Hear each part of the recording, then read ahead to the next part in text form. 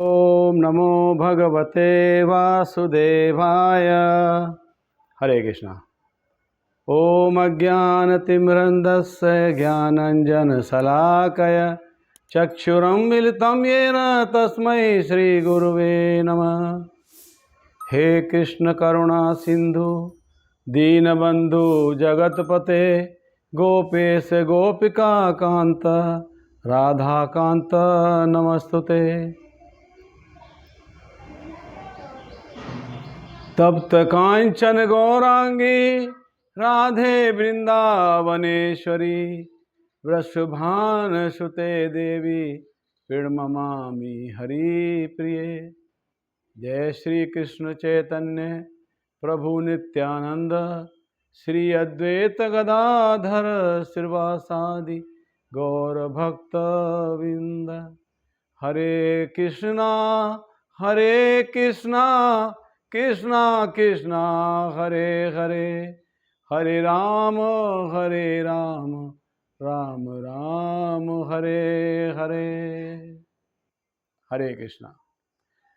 तो भगवद गीता सीरीज में आपका स्वागत है। आज हम 60 नंबर क्लास रिकॉर्ड कर रहे हैं। अभी तक हमने 59 क्लास रिकॉर्ड किए हैं। अभी हम अध्याय 17 के और 23 नंबर श्लोक पे आ गए हैं। 22 नंबर श्लोक तक कंप्लीट हो गए हैं। भगवद गीता ऑलमोस्ट कंप्लीट होने जा रही है। 17 चैप्टर कंप्लीट होने जा रहे हैं। तो आप हमारे यूट्यूब चैनल पे इस्कॉन सिलवासा में आप हमारी सभी क्लासें वहाँ पे अवेलेबल हैं। आप सुन सकते हो, अपने मित्रों को बता सकते हो। तो अध्याय 17 का 23 नंबर श्लोक से आज की रिकॉर्डिंग प्रारंभ कर रहे हैं। ओम तत्सत इति निर्देशः ब्राह्मण त्रिविध स्मृत ब्राह्मण तेन वेदाच यज्ञाच विहिता पुरः। तो भगवान बता रहे हैं सृष्टि के आदि काल से ओम तत्सत ये 3 शब्द परम ब्रह्म को सूचित करने के लिए प्रयुक्त किए जाते हैं। ओम तत्सत इसका मतलब पर ब्रह्म को ये शब्द सूचित कर रहे हैं। ये तीनों सांकेतिक अभिव्यक्तियां हैं ब्राह्मणों द्वारा वैदिक मंत्रों का उच्चारण करते समय तथा ब्रह्म को संतुष्ट करने के लिए यज्ञों के समय ये प्रयुक्त होती हैं। ओम तत्सत। ओम तत्सत मतलब परम ब्रह्म को समर्पित। ये यहाँ पर बता रहे हैं भगवान। फिर आगे 24 नंबर में कह रहे हैं अतएव योगी जन ब्रह्म की प्राप्ति के लिए शास्त्रीय विधि के अनुसार यज्ञ दान तप की समस्त क्रियाओं का शुभारंभ सदैव ओम से करते हैं। तो यज्ञ तप और दान, यज्ञ दान और तप ये तीनों अभी इसके पहले चर्चा हो रही थी। सतोगुण में यज्ञ, सतोगुण में दान, सतोगुण में तप। रजोगुण में यज्ञ, रजोगुण में दान, रजोगुण में तप। तमोगुण में यज्ञ, तमोगुण में दान, तमोगुण में तप। ये तीनों की चर्चा हुई तीनों गुणों में। अब बता रहे हैं कि ओम तत्सत ब्रह्म के लिए जो किया जाता है, योगी जन करते हैं, उसके विषय में कह रहे हैं जो योगी जन हैं ब्रह्म की प्राप्ति करने, भगवान की प्राप्ति करने के लिए शास्त्रीय विधि के अनुसार, शास्त्रों के दिए गए विधि के अनुसार यज्ञ करते हैं, दान करते हैं, तप करते हैं और इसका शुभारंभ ओम से करते हैं, ओम शब्द से। फिर 25 नंबर श्लोक में भगवान कह रहे हैं मनुष्य को चाहिए कि कर्मफल की इच्छा किए बिना विविध प्रकार के यज्ञ तप और दान को तत्शब्द कहकर संपन्न करे। ओम तत्सत। तो तत्शब्द कह के मनुष्य को चाहिए यज्ञ दान तप को तत्शब्द, तत् मतलब भगवान के लिए, परम भगवान के लिए संपन्न करे। ऐसी दिव्य क्रियाओं का उद्देश्य भवबंधन से मुक्त होना है। ऐसा करने से व्यक्ति भवबंधन से मुक्त होगा। He will be free from bondage of material existence. भौतिक बंधनों से मुक्त हो जाएगा व्यक्ति। अब 26 और 27 में भगवान बता रहे हैं सद्भावे साधुभावे च सत इति एतत् प्रयुज्यते प्रशस्ते कर्मणि तथा सत शब्द पार्थ युज्यते यज्ञे तपसी दाने च स्थिति सदति चोच्यते कर्म चैव तदर्थ्यम सत इति एव अभिधीयते। भगवान कह रहे हैं ये 2 श्लोकों में, परम सक्त भक्ति में यज्ञ का लक्ष्य है। भक्ति में यज्ञ करने का लक्ष्य क्या है? परम सत्य को प्राप्त करना। उसे सत शब्द से अभिहित किया जाता है। ओम तत्सत, उसे सत शब्द से अभिहित किया जाता है। हे प्रतापुत्र, हे अर्जुन, ऐसे यज्ञ का संपन्न करता भी सत कहलाता है। जिस प्रकार यज्ञ तप दान के सारे कर्म भी जो परम पुरुष को प्रसन्न करने के लिए हैं, संपन्न किए जाते हैं, सत हैं। ओम तत्सत, सत मतलब सत, जो भगवान के लिए किए गए हैं कार्य, ईश्वर को प्रसन्न करने के लिए, चाहे दान है, चाहे तप है, चाहे यज्ञ है, वो सत्य है। परम सत्य को भक्ति में यज्ञ का अर्थ यही है। सत शब्द से स्टार्ट किया जाता है, सत से, ओम तत्सत। इस तरह ओम तत्सत शब्द समस्त कार्यों को पूरा करने के लिए कई प्रकार से प्रयुक्त किए जाते हैं।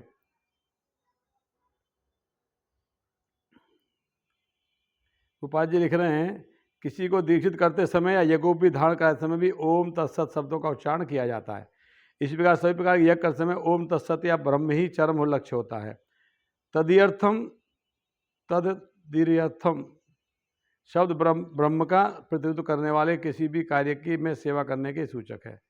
जिसमें भगवान के मंदिर में भोजन पकाना तथा सहायता करने जैसी सेवाएं भगवान के यश का प्रसार करने वाला अन्य कोई भी कार्य सम्मिलित है। इस तरह ओम तत्सत शब्द समस्त कार्यों को पूरा करने के लिए प्रयुक्त किए जाते हैं। अभी इस अध्याय का आखिरी श्लोक 28 नंबर। अश्रद्धाहुतम दत्तम तपस्तप्तम कृतम चयतः असद इति उच्यते पार्थ न च तत्प्रेत्यनो इह। कह रहे हैं, हे पार्थ, श्रद्धा के बिना श्रद्धा के यज्ञ दान तप के रूप में जो भी किया जाता है वह नश्वर है, असत है। इस जन्म में तथा अगले जन्म में दोनों में व्यर्थ जाता है। तो अगर आप दान कर रहे हो, चाहे आप यज्ञ कर रहे हो, चाहे आप तपस्या कर रहे हो, अगर आपकी श्रद्धा नहीं है उसके प्रति, तो ना वो ये जन्म में आपके काम आएगा, ना आपके अगले जन्म में काम आएगा। ना उससे आपका ये लोक सुधरेगा, ना आपका उससे परलोक सुधरेगा। यानी अब यज्ञ कर रहे हो तो श्रद्धा की आवश्यकता है, दान कर रहे हो तो श्रद्धा की आवश्यकता है, तपस्या कर रहे हो तो श्रद्धा की आवश्यकता है। आपने दान किया, श्रद्धा नहीं थी, दिखाने के लिए, लोगों को दिखाने के लिए दान किया, उसका कोई लाभ नहीं मिलेगा। आप तपस्या कर रहे हो, एकादशी व्रत कर रहे हो, निर्जला कर रहे हो, मगर किस लिए लोगों को बताया हो मेरा आज एकादशी निर्जला है, यानी उसको आप एंजॉय कर रहे हो, लोग आपको अप्रिशिएट करें, आप लोग आपको प्रोत्साहित, आप लोगों को सराहें लोग, ओ एकादशी निर्जला कर रहे हो। अगर ऐसा आप एंजॉय कर रहे हो उसको, तपस्या को, तो ये भी आपका कोई काम आएगा नहीं। ऐसे ही यज्ञ, आप यज्ञ कर रहे हो मगर यज्ञ करके आप उसके पीछे कुछ प्राप्त करना चाहते हो, यज्ञ का फल, स्वर्ग जाना चाहते हो, बहुत विद्या चाहिए, बहुत धन चाहिए, बहुत रूप चाहिए, बहुत ताकत चाहिए, बल चाहिए, अगर इस प्रकार से कुछ लाभ लेना चाहते हो यज्ञ करके, तो उसका भी आपको ना ये जन्म में कुछ लाभ मिलने वाला है, ना अगले जन्म। आप कुछ प्राप्त करने की भावना से कर रहे हो, श्रद्धा नहीं है आपके अंदर। भगवान कह रहे हैं अगर श्रद्धा के बिना यज्ञ करो, चाहे दान करो, चाहे तप करो, अगर श्रद्धा नहीं है तो ना वो ये जन्म में काम आएगा, ना अगले जन्म में काम आएगा, और वो असत कहा जाएगा, वो सत नहीं है। ओम तत्सत में जो सत है ना, वो सत नहीं, असत है वो। इस प्रकार से तो ये श्रद्धा के विभाग, ये चैप्टर था। अभी अगला और लास्ट चैप्टर है भगवद गीता का 18 नंबर अध्याय, उपसंहार संन्यास की सिद्धि। तो आज इसमें हम प्रवेश कर रहे हैं, कुछ श्लोक आज इसके चर्चा करेंगे। तो पहला श्लोक है जो अर्जुन के द्वारा कहा गया। अर्जुन उवाच, अर्जुन को जानना चाह रहा है, संन्यास और त्याग के बारे में अर्जुन जानना चाह रहा है। अभी यहाँ तक त्याग की बात हो रही थी ना, तो वही चीज़ अर्जुन बता और डिटेल में पूछना चाह रहा है, भगवान और क्लियर करेंगे। तो अर्जुन कह रहा है, अर्जुन उवाच संन्यासस्य महाबाहो तत्त्वम् इच्छामि वेदितुं त्यागस्य च ऋषिकेश पृथक केशी निषूदनः। तो अर्जुन ने कहा, हे महाबाहो, मैं त्याग का उद्देश्य जानने का इच्छुक हूँ। त्याग का उद्देश्य क्या है, त्याग क्यों करना चाहिए? और हे केशी निषूदन, हे ऋषिकेश, मैं त्याग में जीवन का भी उद्देश्य जानना चाहता हूँ। त्याग का उद्देश्य और त्याग में जीवन, त्याग में जीवन मतलब संन्यास आश्रम। त्याग में जीवन का, संन्यास का क्या उद्देश्य है, संन्यास क्यों लेना चाहिए, और यहाँ में त्याग क्यों करना चाहिए, त्याग का उद्देश्य क्या है, ये पूछ रहे हैं। तो यहाँ पे भगवान का उन्होंने बोला केशी निषूदन। केशी निषूदन का मतलब है केशी जैसे एक बहुत बलशाली राक्षस को मारने वाले भगवान। तो जैसे आपने केशी जैसे राक्षस को मारा है, वैसे ही मेरे अंदर जो डाउट, जो शंका जो उठ रही है, ये भी एक प्रकार के राक्षस की तरह है, इसको भी दमन कर दीजिए। मेरी शंकाओं का दमन करिए, मेरी जो मैं सोच है, मैं जो चिंता कर रहा हूँ, जो सोच रहा हूँ, उसका दमन करिए। और ऋषिकेश का मतलब है इंद्रियों के स्वामी, कि अब इंद्रियों के स्वामी हैं, मेरी इंद्रियों को भी आप संतुष्ट करिए। और सब इंद्रियों को संतुष्ट करने वाले हैं, मेरी इंद्रियों को भी आप संतुष्ट करिए। इस प्रकार से तो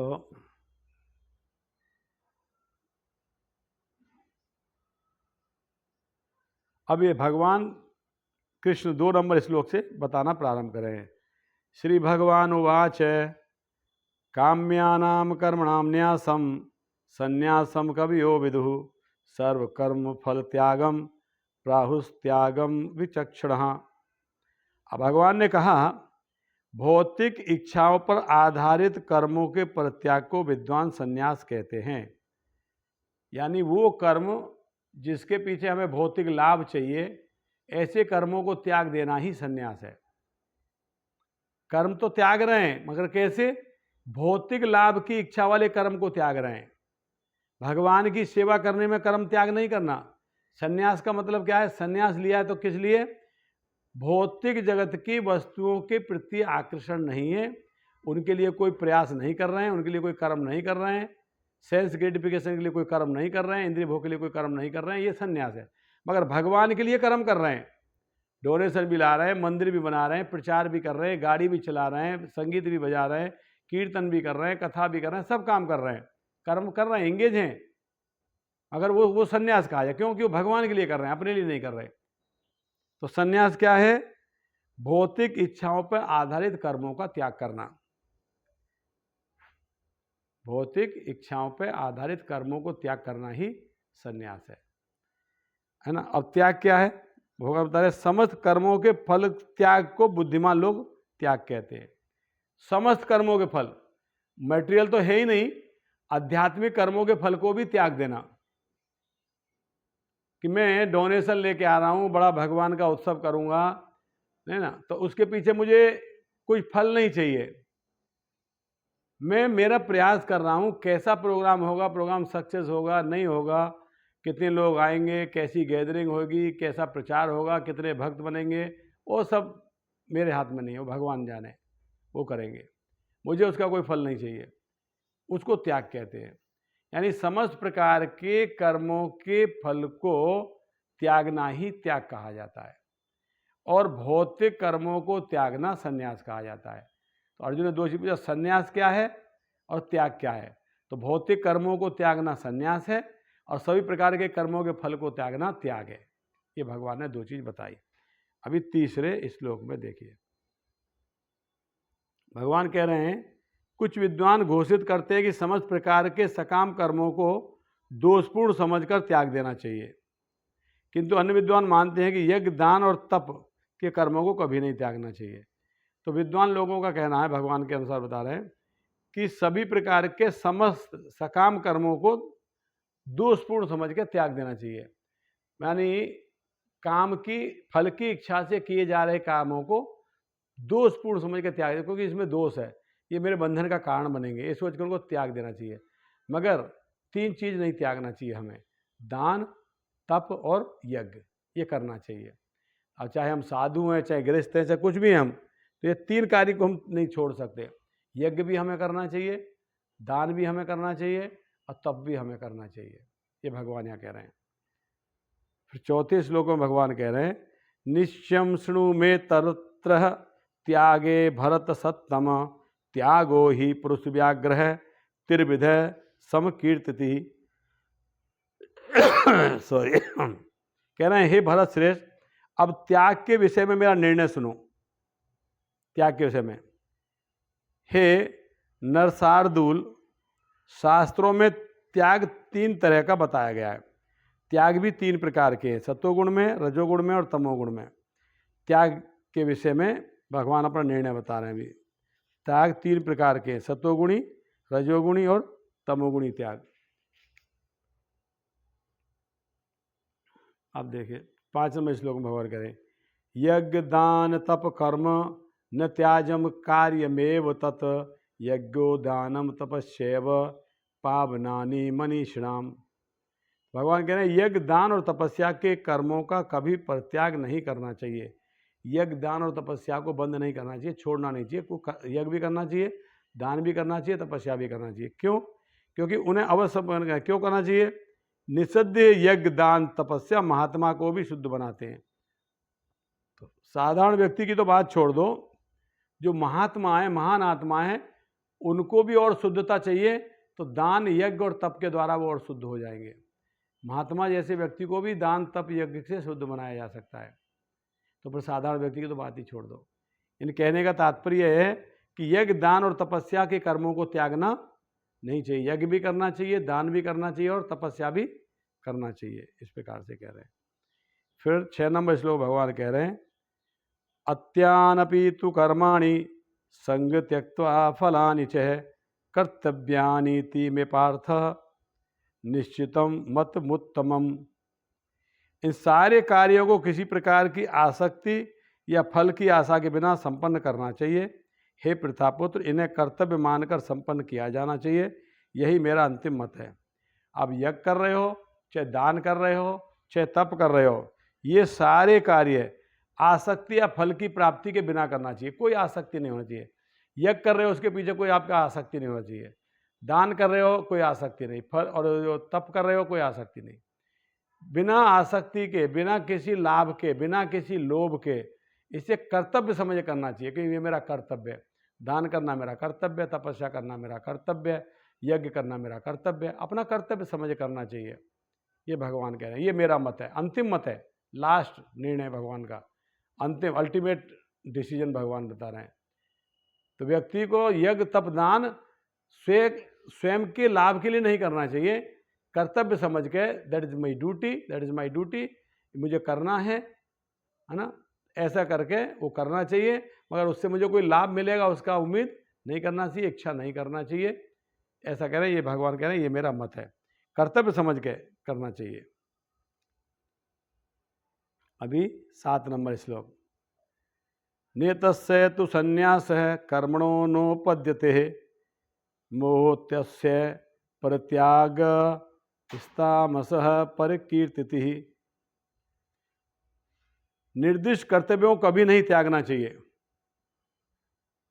यदि कोई मोहवश अपने नियत कर्मों का परित्याग करता है तो ऐसा त्याग को तामसी कहा गया है।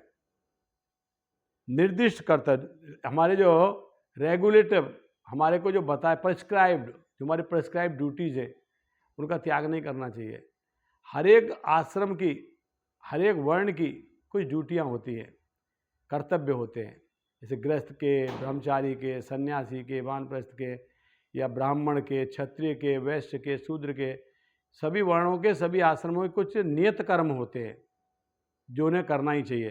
तो भगवान कह रहे हैं निर्दिष्ट कर्तव्यों को कभी नहीं त्यागना चाहिए, उनको नहीं त्याग। जैसे अर्जुन त्याग रहा था ना, अर्जुन ये क्षत्रिय था, उसका निर्दिष्ट कर्तव्य क्या था? युद्ध करना।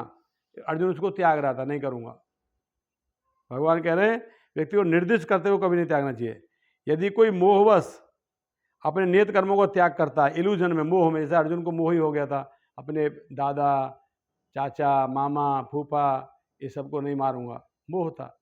अगर कोई व्यक्ति मोहवश अपने नियत कर्मों को त्याग देता है तो ऐसे त्याग को तामसी त्याग कहते हैं। त्याग रहे हो मतलब कैसे त्याग रहे हो? तमोगुणी, तमोगुण में त्याग कर रहे हो। ये त्याग तमोगुणी है। रूपा जी लिख रहे हैं जो भौतिक तुष्टि के लिए किया जाता है जो कार्य, उसे अवश्य ही त्याग दें, लेकिन जिन कार्यों से आध्यात्मिक उन्नति हो, यथा भगवान के लिए भोजन बनाना, भगवान को भोग अर्पित करना, प्रसाद ग्रहण करना, इसकी संस्तुति की जाती है, ये करना चाहिए। भौतिक तुष्टि के लिए किए गए कार्यों को अब त्याग रहे हो तो अच्छी बात है, मगर आध्यात्मिक उन्नति में किए गए कार्यों को, करने योग्य कार्यों को नहीं त्यागना चाहिए। सुबह उठ के मंगला आरती में जाना, ये नहीं त्यागना चाहिए। जितनी बार आप में शौच क्रिया के उतनी बार स्नान करना, ये नहीं त्यागना चाहिए। तो जिससे आध्यात्मिक उन्नति हो वो नहीं त्यागना चाहिए। जिससे भौतिक संसाधन उपार्जन कर रहे हो, ऐसे चीज़ों को त्याग देना चाहिए।